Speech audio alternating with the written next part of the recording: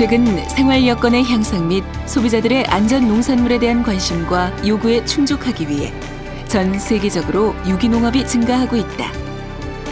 우리 농업의 최종 목표이자 도달해야 할 결론은 바로 지속 가능한 농업이다. 이를 실천해줄 가장 큰 힘이자 우리 농업의 신경쟁력, 바로 유기농업이다.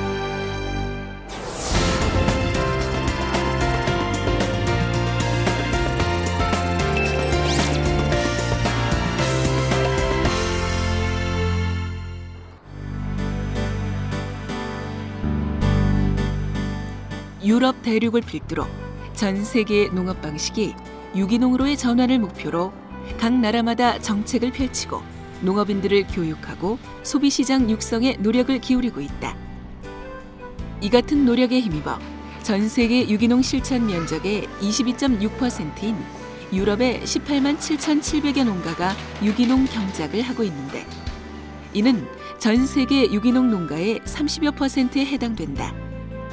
유럽에 이어 27.9%를 라틴 아메리카가, 20.5%를 아시아 지역 농가가 차지하고 있다. 이런 세계 농업의 변화 추세에 전문가들은 에너지 절약, 지구 온난화 방지, 안전한 식품 생산, 맑은 물 보호, 토양 침식 방지, 밥상 건강에 대한 위험 경감, 생물종 보존 등의 이유가 유기농으로의 전환을 재촉하고 있다고 말한다. 유기농업은 미래 세대를 위한 의무이며 모두가 건강하게 사는 길을 열어주는 농업이다. 유기농업을 실천하면 생물 다양성이 증진되고 에너지가 절약되며 생태계가 보호된다. 특히 가족농이 보호되고 소비자는 밥상의 위험 요소를 줄일 수 있다. 이는 세계 유기농 운동연맹이 선포한 유기농업의 4가지 원칙인 건강, 생태, 공정, 배려의 지향점이기도 하다. 유기농이 좋은 10가지 이유는 다음과 같다. 첫 번째, 암을 유발하는 살충제 성분이 들어있는 농작물로부터 미래의 주인인 아이들을 보호하기 위해. 두 번째, 생태계를 유지해주는 가장 기본적인 요소인 토양의 오염과 침식을 막기 위해서. 세 번째, 지하수 등의 수질을 보호하기 위해서. 네 번째, 화학비료, 농약 등 화학물질 제조에 사용되는 에너지를 절약하기 위해서. 다섯 번째, 식탁에서 농약 등의 화학물질을 없애기 위해서. 여섯 번째, 살충제 중독으로부터 농부들을 보호하기 위해서. 일곱 번째, 가족 단위로 운영되는 소규모 농장의 농부들을 보호하기 위해서. 여덟 번째, 환경 손실 등의 잠재 비용을 줄임으로써 진정한 경제적 성장을 부양하기 위해서.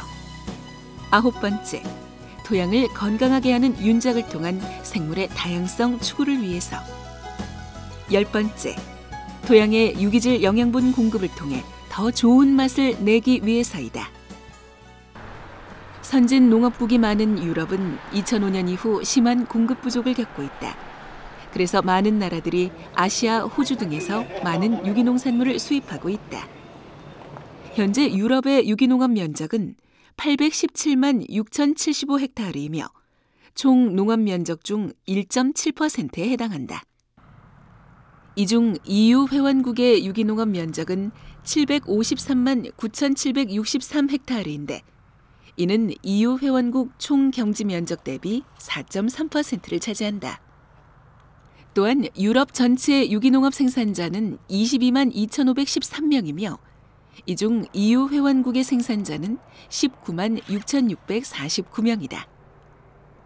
또한 유럽의 유기식품 국가별 시장 규모는 독일 58억 5천만 유로, 프랑스 25억 9,100만 유로, 영국 24억 9,400만 유로, 이탈리아 19억 7천만 유로로 이들 4개국이 유럽 시장의 77%를 차지한다.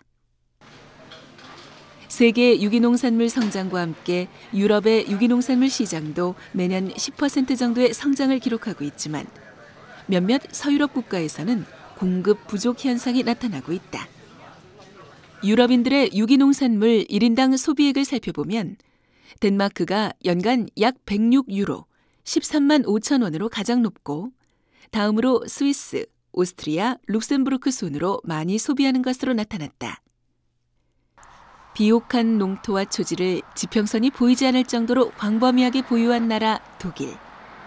연간 강수량이 500mm 내외로 우리나라에 비해 35에서 50% 정도지만 연중 고루 오고 겨울 최저 기온이 영하 7도 정도여서 동해 서리 피해 등이 없는 천혜의 농업 여건을 갖고 있다. 그래서 독일은 관행 농업에서도 유기농업에서도 선진 농업국으로 인정받고 있다. Also die Politik ist insofern, dass der ökologische Landbau natürlich weiterhin gefördert wird und entlang der gesamten Wertschöpfungskette natürlich auch gestärkt wird. Ziel ist so ein kontinuierlicher Ausbau der ökologischen Anbaufläche und der Betriebe hier in Deutschland. Wir haben zurzeit knapp 1 Million Hektar ökologische Anbaufläche hier in Deutschland und um die 20.000 ökologisch wirtschaftende Betriebe. Diese Zahl wächst stetig und die Rahmenbedingungen werden dann auch von der Politik geschaffen, damit es auch ein stetiges Wachstum geben kann. 독일과 우리나라의 농업을 비교해보자. 먼저 농촌 인구와 농가 인구 변화를 살펴보자. 우리나라의 경우 농촌 인구가 5년 단위로 발표되기 때문에 가장 최신의 자료인 2007년을 비교해본다. 1997년부터 2007년까지 독일과 한국의 농촌 인구는 양나라 모두 감소했다. 농촌 인구 감소는 농가 인구 감소와 일맥상통하는데 여기서 특이한 점은 독일은 농촌 인구 감소폭에 비해 농가 인구 감소폭도 상당히 크다는 점이다. 또한 한국과 독일의 1인당 경지 면적을 살펴보면 우리나라는 전체 경지 면적은 1997년에 비해 2007년 7.4% 감소한 반면 1인당 경지 면적은 26.4% 증가했다. 이에 반해 독일은 경지 면적의 변화율은 거의 없지만 1인당 경지 면적은 58.9% 증가한 것을 알 수 있다. 즉 농가 인구가 감소하면서 1인당 경지 면적이 늘어났고 이는 기계화와 대형 농으로의 변화를 이끌었다. 그렇다면 유기농업에서는 어떻게 다를까? 세계 유기농업 운동연맹이 지난해 발표한 자료에 따르면 2008년 우리나라의 유기농업 면적은 12,033헥타르인 반면 독일은 90만 7,786헥타르로 우리나라의 75배이다. 유기농업 농가수 역시 우리나라는 8,460호인 반면 독일은 19,813호로 2배가 넘는다.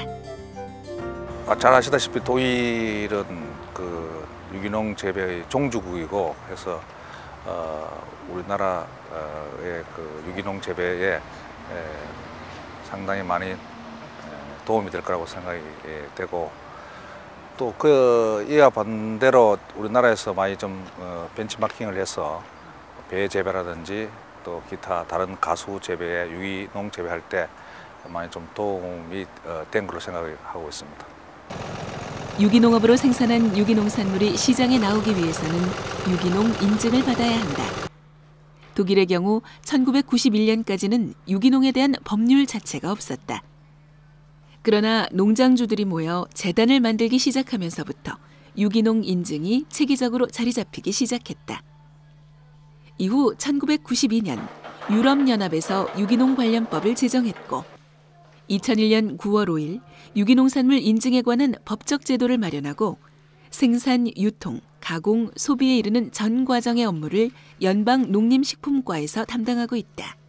Also es gibt in Deutschland 23 zugelassene Ökokontrollstellen. Diese führen jährlich Kontrollen auf den Betrieben durch. Einmal eine ganz umfassende Kontrolle, wo sowohl die Flächen als auch die Buchführung, der Warenfluss kontrolliert wird. Es finden aber auch unangekündigte Kontrollen auf den Betrieben statt. Es werden Proben gezogen von den Produkten, die werden untersucht, ob Rückstände von unerlaubten Mitteln vorhanden sind.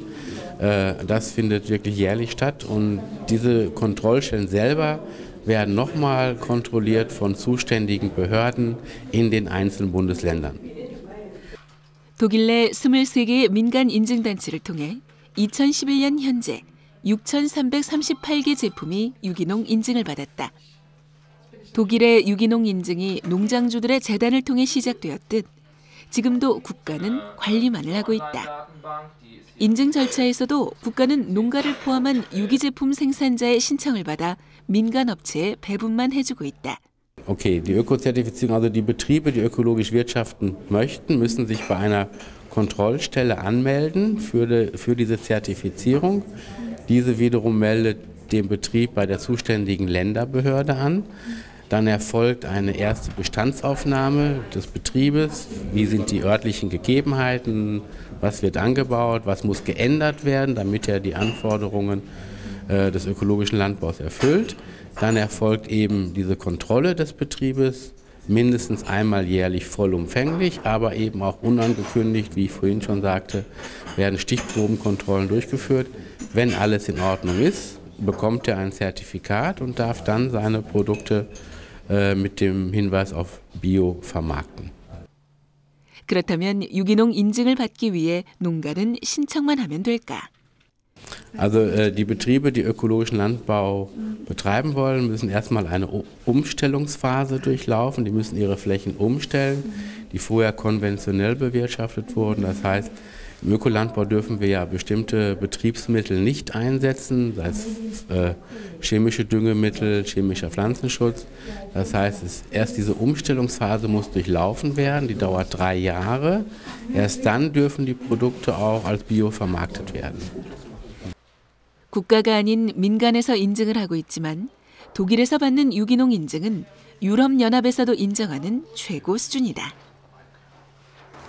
우리나라에서 도입한다면은 유기농 인증 제도 같은 거는 독일에서는 참 잘 된 것 같습니다. 체계적으로 잘 되어 있는 것 같고 또 인증 제도의 그 인증 기간도 상당히 길어서 특히 우리 토양 관리서부터 기타 재배의 위생까지 다 한다면은 상당히 도움이 많이 될 거라고 생각이 됩니다.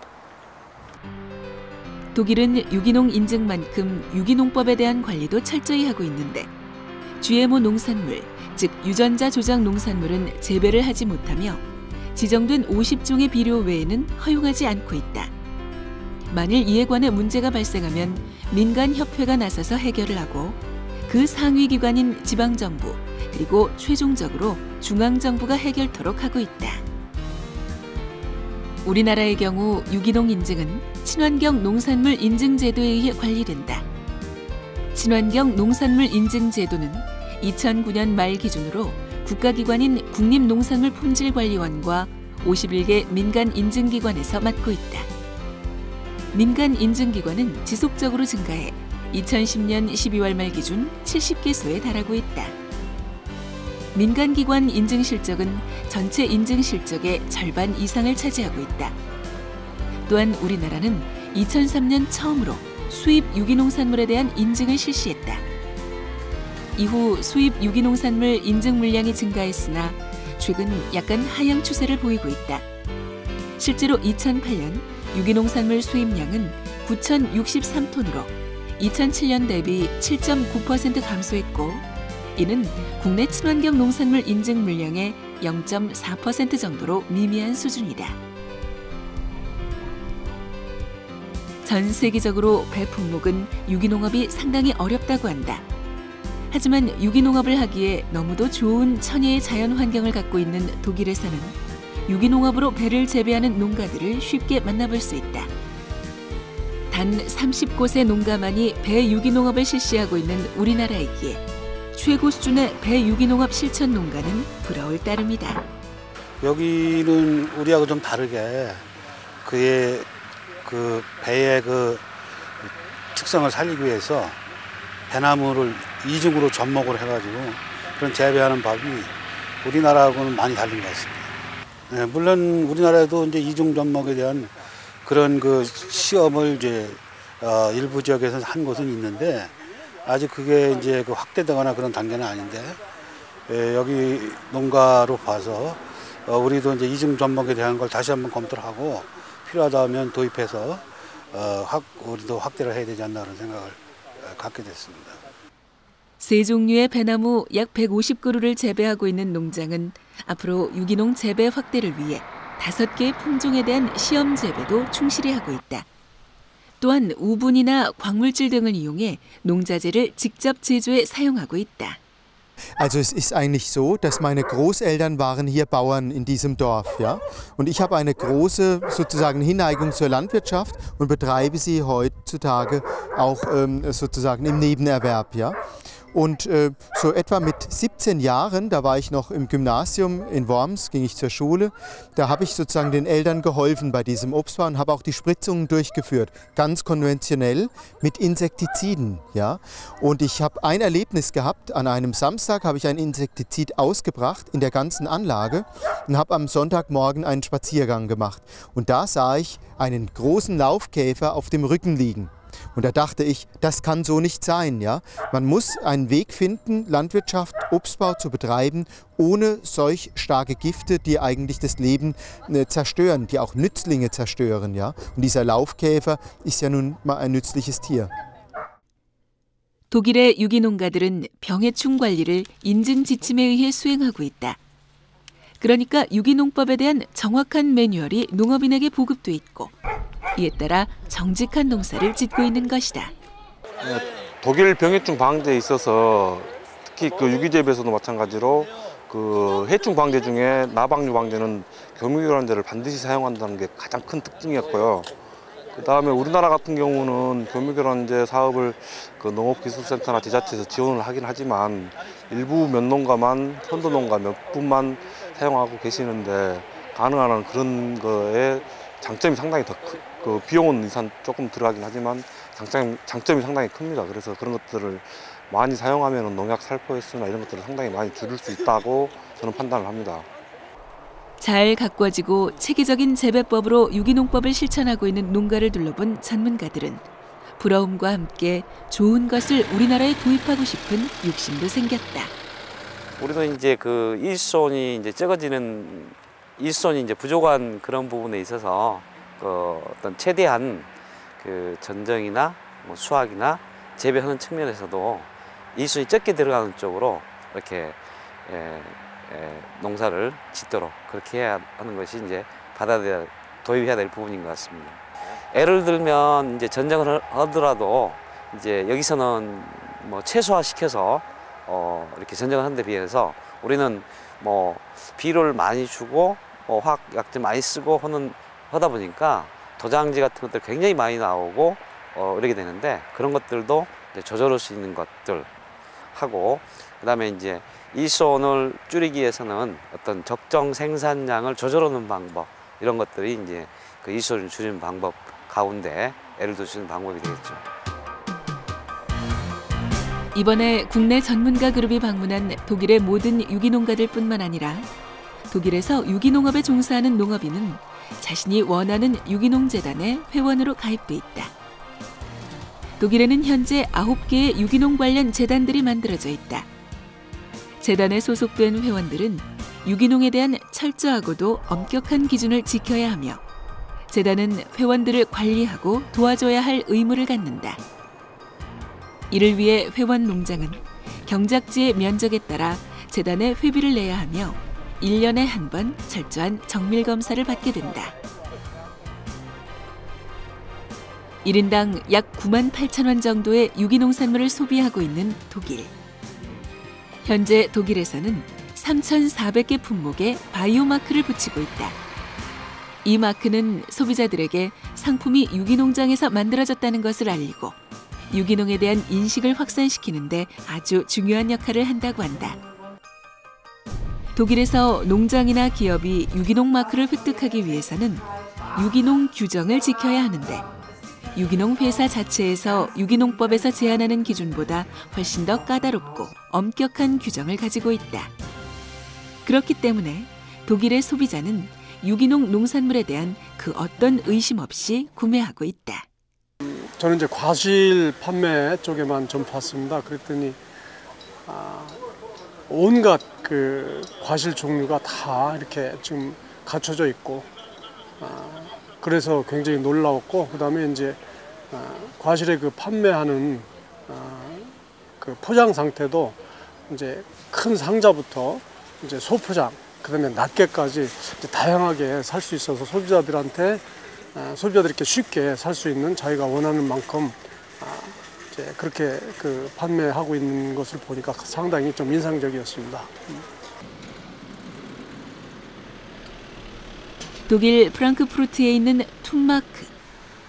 이곳은 70년 전통을 자랑하는 독일 최대 대형 유통마트 회사로 독일 전역에 걸쳐 120개의 매장이 분포되어 있다. 총 매출 규모는 2004년 기준 2,100만 유로를 기록하고 있는데 이러한 규모와 매출 규모는 독일 내에서 최고이다.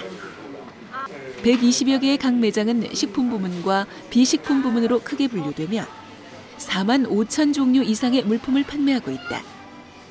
이곳 툰마크의 기업 모토는 한 지붕 아래의 모든 것을이다. 실제로 이러한 모토에 맞게 생필품, 약품, 각종 음식과 생활용품, 의복 등을 취급하고 있다. 식료품으로는 세계 각국에서 온 300여 개의 치즈, 1,200가지의 와인과 250가지 이상의 채소와 과일을 판매하고 있다. 또한 매일매일 새로운 것을 추구하는 품질 우선주의로서 엄격한 심사 기준을 가지고 신선한 식료품만을 판매하고 있다. 물론 유기농 농산물에 대해서도 인증과는 별도로 자신들만의 심사 기준을 적용하고 있다. 유기농은 이제 우리나라도 지금 세계 유기농 대회를 개최했듯이 전 세계적인 추세이고 또 거기엔 우리도 적극적으로 공감을 하고 있습니다. 근데 다행히 이제 이렇게 유기농 선진국인 독일에 와서 보니까 왜 유기농을 해야 되는지 하는 것을 더 정확하게 알 수 있었습니다. 그것은 뭐냐면 토양을 살리고 국민의 건강을 기여하는 길이고 또 자자손손 농업을 할 수 있는 길이 바로 그 길이구나 하기 때문에 그렇게 깨달았고, 그러기 위해서 우리나라도 한시바삐 유기농을 좀 더 많이 이렇게 확산을 시킬 수 있게 해야 될 것 같다 하는 느낌을 강하게 받았습니다. 식품의 안전성에 대한 소비자의 관심도가 증가할수록 유기농 식품의 수요도 증가하게 된다. 이런 수요 증가는 유기농업을 발전시키고 증가시키게 된다. 꼭 지켜야 할 삶의 근간으로 농업을 중시하고 있는 독일의 유기농업 발전 과정을 보면서 우리 농업의 미래도 유기농업이라는 것을 알게 됐다. 유기농업 실천 농가 육성을 위한 적극적인 지원 정책과 유기 가공식품 생산을 통한 부가가치 창출로 지속 가능한 농업, 유기농업을 꽃피워보자.